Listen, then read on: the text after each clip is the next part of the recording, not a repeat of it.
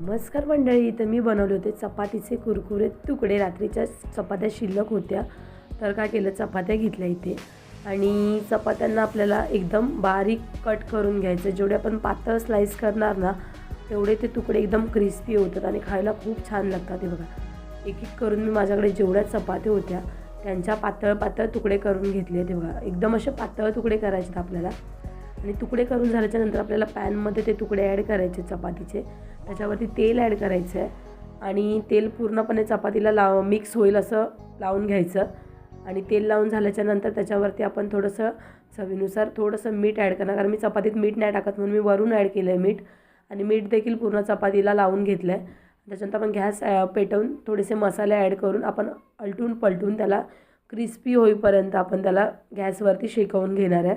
पाहू शकता इथे एकदम क्रिस्पी झाले पाहिजे. स्लो गॅसवर करायचे, खूप क्रिस्पी लागतात खायला.